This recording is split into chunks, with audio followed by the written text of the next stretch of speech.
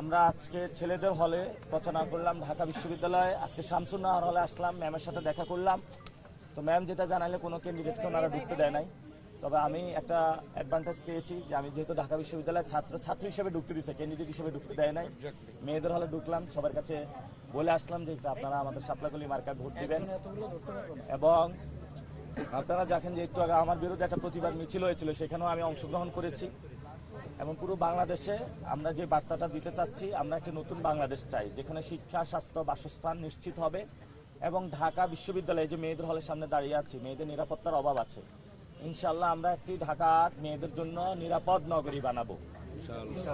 এটা আপনারা হেডলাইন দিবেন, কারণ আপনারা তো এগুলা হেডলাইন দেন না যে ঢাকা ৮ নাসিরউদ্দিন পাটোয়ারি মেয়েদের জন্য একটা নিরাপদ নগরী বানাবে। আমরা ঢাকা ৮-এ সবার জন্য শিক্ষা, স্বাস্থ্য এবং বাসস্থান ইনশাল্লাহ নিশ্চিত করব। ঢাকা বিশ্ববিদ্যালয়ে যারা কর্মকর্তা কর্মচারী রয়েছে, এবং শুধু তাই নয়, পুরো ঢাকা ৮-এ সরকারি কর্মকর্তা কর্মচারী তাদের জন্য নির্দিষ্ট আবাসস্থল, শিক্ষা, স্বাস্থ্য ব্যবস্থা ইনশাল্লাহ আমরা নিশ্চিত করব যাতে সবাই নিরাপদ থাকে।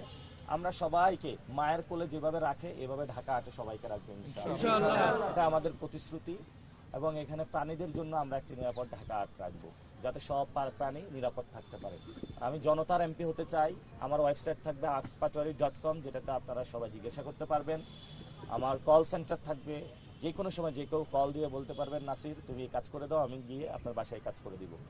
সাথে সাথে আমাদের ডেডিকেটেড স্বেচ্ছাবাহিনী থাকবে, তারা বিভিন্ন জায়গায় ক্যাম্প বসাবে, যেখানে ডাকবে আমি চলে যাব, সবার সাথে কন্ট্যাক্ট রাখবো ইনশাআল্লাহ।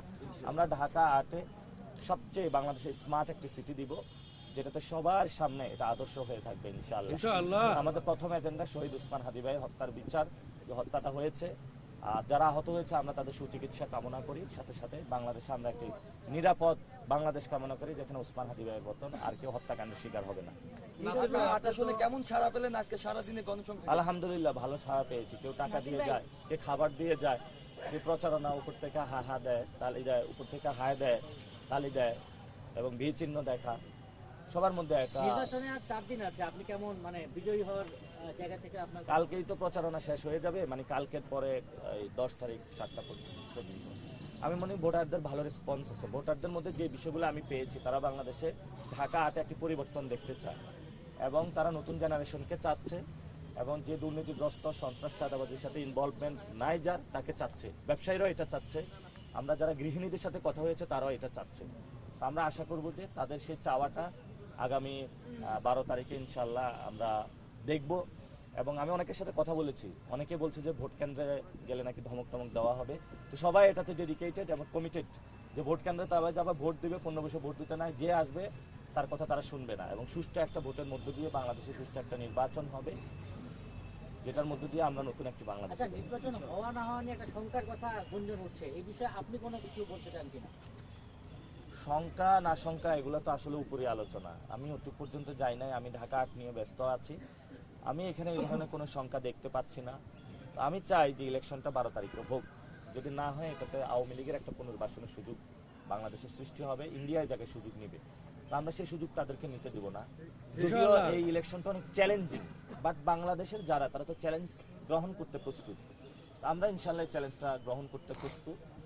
এবং আমাদের যারা প্রার্থী, অন্যান্য প্রার্থী যারা রয়েছেন, আমরা তাদেরকেও স্বাগত জানাচ্ছি যে আমরা একটি সুন্দর প্রতিযোগিতাপূর্ণ পলিসি বেসড ইলেকশন ক্যাম্পেইন করব, আলোচনা করব।